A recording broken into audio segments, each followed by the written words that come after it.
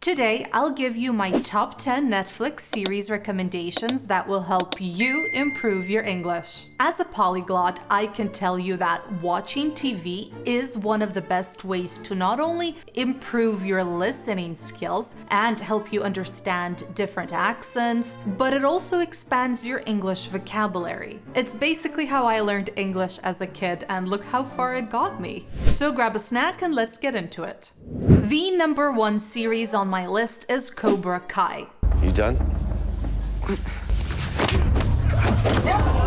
There are currently 3 seasons on Netflix with season 4 on its way. You guys, seriously, this show is awesome. It has the perfect balance between comedy, romance, cheesy fighting scenes, and it's generally very easy to watch. And even if you don't plan to improve your English, I would still recommend the series. Cobra Kai is based on the Karate Kid, and it takes place 30 years after Daniel LaRusso and Johnny Lawrence had their epic karate showdown at the 1984 All-Valley Karate Kid tournament. In the first episode, we're introduced to Johnny, who later loses his job and constantly reminisces about his past. He then rescues a teenager called Miguel from being bullied and ends up restarting the notorious Cobra Kai dojo that was previously run by this douchebag.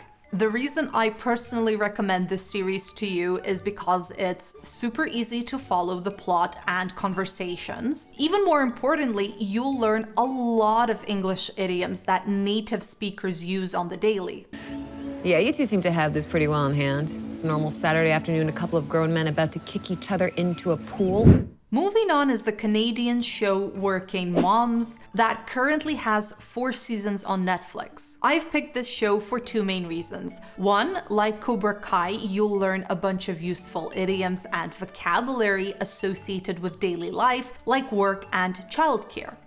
I am going to just let Maple cool down for a little bit.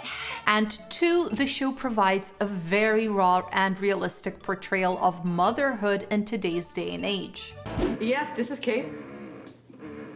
No, I'm not busy at all. This makes the show a great source of realistic conversations that you will most definitely benefit from. In summary, Working Moms is about a group of friends that deal with different challenges of being working mothers with a comical twist. And it explores topics like balancing work and family life, women's approach to motherhood, adultery, and women's struggle with climbing the corporate ladder. So definitely make sure to put Working Moms on your Netflix watch list.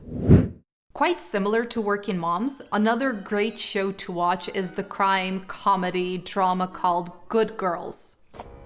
I said you need to get a manager up here right now.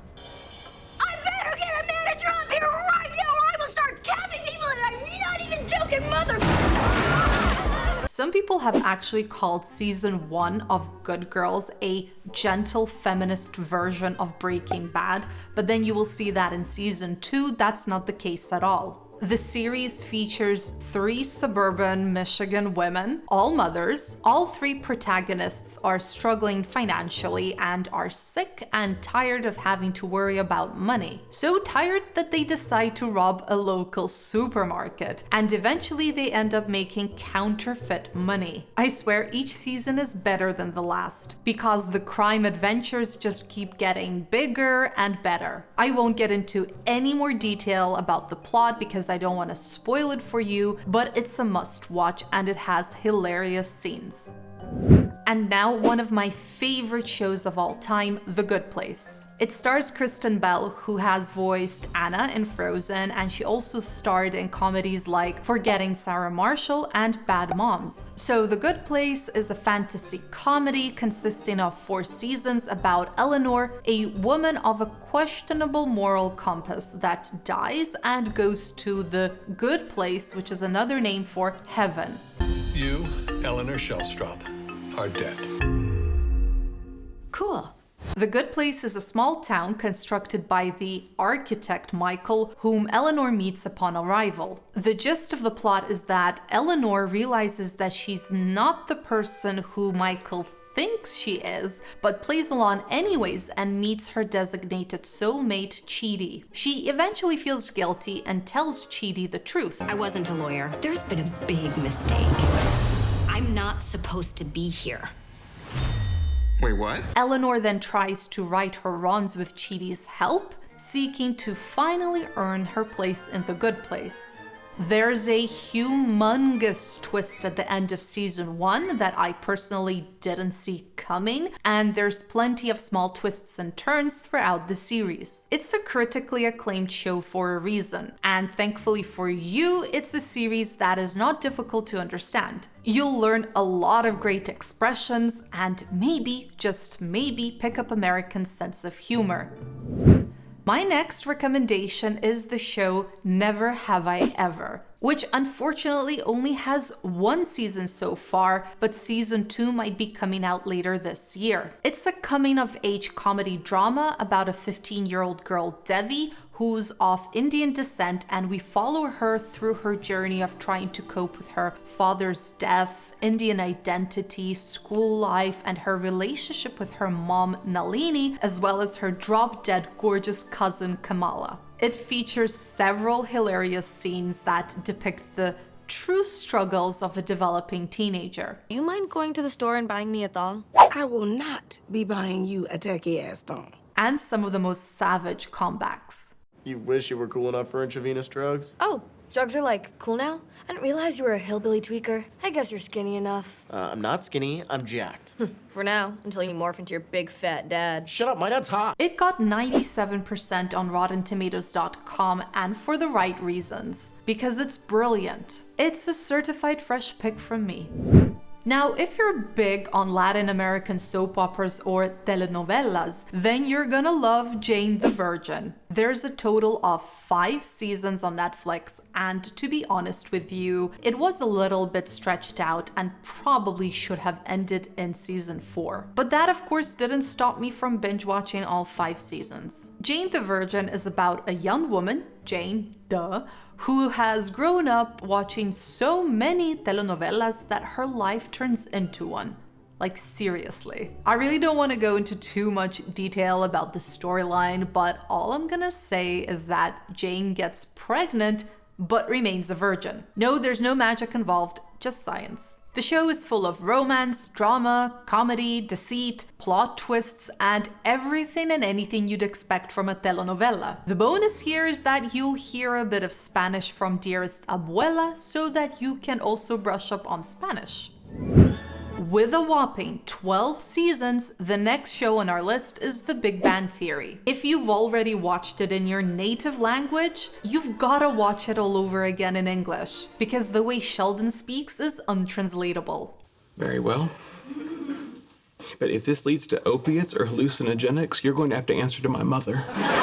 The Big Bang Theory is initially about 4 seemingly nerdy individuals working at Caltech, being Leonard, Sheldon, Howard, and Raj, as well as a waitress and aspiring actress called Penny. As the show progresses, new characters are added like Amy and Bernadette. The script is brilliantly written, which makes it extremely easy to watch at least 3 seasons in one go. Watching the show will not only boost your vocabulary, but it will also expose you to a ton of pop culture jokes. Understanding pop culture references is a huge part of learning any language. Sure, you can learn as much as English vocabulary as humanly possible, but if you really want to achieve fluency, you need to be able to grasp the references to different things like video games, movies, and even slang. Dr. Cooper, I'm sorry for your loss, but the Pasadena Police Department doesn't have jurisdiction in Pandora.